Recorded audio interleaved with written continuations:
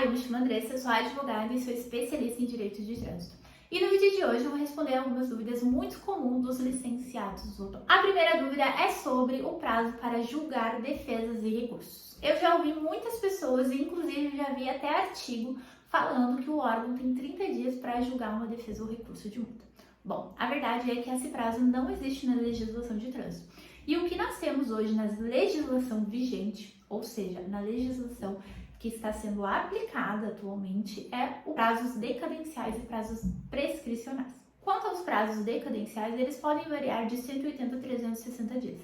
Inclusive, tem vídeo aqui no canal falando especificamente sobre esse prazo. Então, se você ainda não entendeu muito bem o que é prazo decadencial, eu recomendo que você verifique o vídeo específico para aprofundar esse tema. Já em relação aos prazos prescricionais, eles ocorrem quanto à duração do processo. Então, se um processo ele fica paralisado por mais de 3 anos, nós teremos uma prescrição. E aí, nesse caso, o processo deve ser anulado por conta da prescrição. Então, de forma resumida, não existe prazo de 30 dias para que o órgão julgue uma defesa ou recurso. O que nós temos hoje é prazos que podem variar de 180 dias a 3 anos.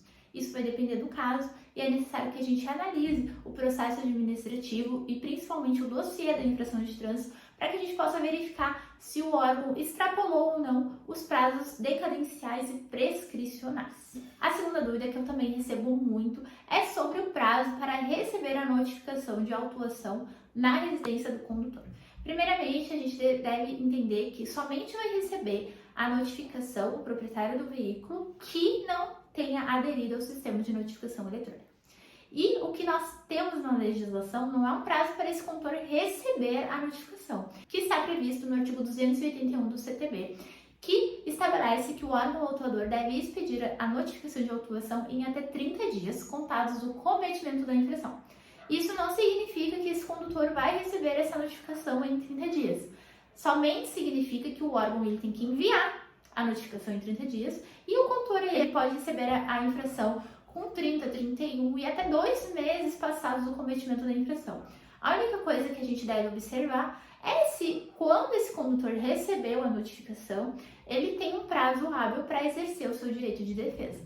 Caso contrário, nós vamos poder alegar um cerceamento de defesa, mas jamais alegar que a multa deve ser cancelada porque o órgão autuador não respeitou o prazo para envio da notificação. Porque ainda que o condutor demore mais de 30 dias para receber a notificação, ela pode sim ter sido expedida dentro do prazo legal de 30 dias. A terceira dúvida é quando cabe indicação de condutor nas multas de trânsito.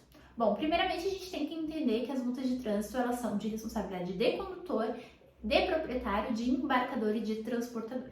Isso está previsto no artigo 257 do Código de Trânsito Brasileiro.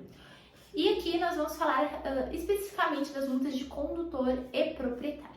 Então, somente cabe indicação de condutor nas multas de responsabilidade de condutor quando não houver abordagem. Então, vamos imaginar que eu sou proprietária de um veículo, eu empresto esse veículo para um terceiro e esse terceiro vai lá e comete uma multa de excesso de velocidade, onde normalmente não tem abordagem. Nesse caso, eu posso pegar a assinatura desse condutor, juntar a documentação e realizar a indicação na via administrativa ou na via judicial, caso tenha passado o prazo.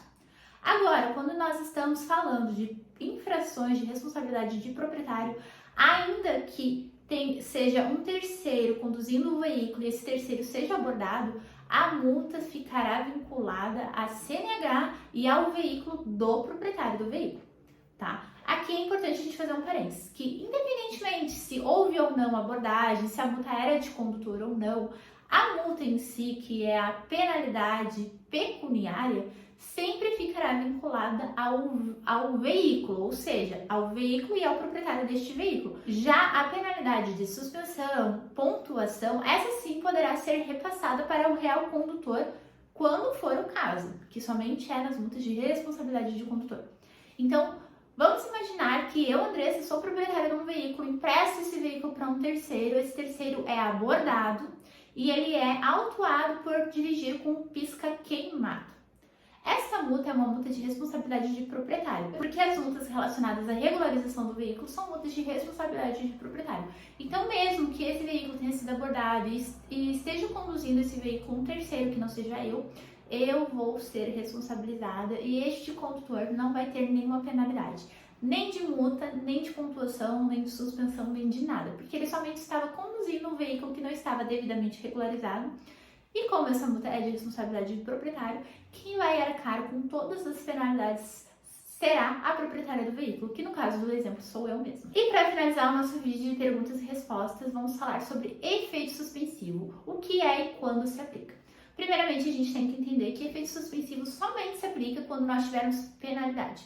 E nós só temos penalidade a partir da expedição da notificação de imposição de penalidade. Então, basicamente, efeito suspensivo, ele suspende a penalidade, ou seja, não é cobrado o valor da multa no licenciamento do veículo enquanto estiverem recursos a serem julgados, e a pontuação também não fica vinculada ao condutor que cometeu a infração de trânsito. Então, como eu já disse, para que a gente tenha efeito suspensivo é necessário que nós tenhamos penalidade e que esse recurso seja protocolado dentro do prazo legal. Caso contrário, se o recurso for protocolado um dia depois do prazo previsto, já não vai caber efeito suspensivo. Isso é o que prevê o artigo 285 do Código de Trânsito. Mas se eu fizer o recurso e protocolar ele dentro do prazo legal e mesmo assim o órgão não aplicar o efeito suspensivo, o que eu devo fazer? Aí eu recomendo fortemente que você entre em contato com esse órgão, explique essa situação e solicite a aplicação da lei, ou você pode fazer uma reclamação dentro da ouvidoria e peça o cumprimento do artigo 285. Eu vejo você no próximo vídeo.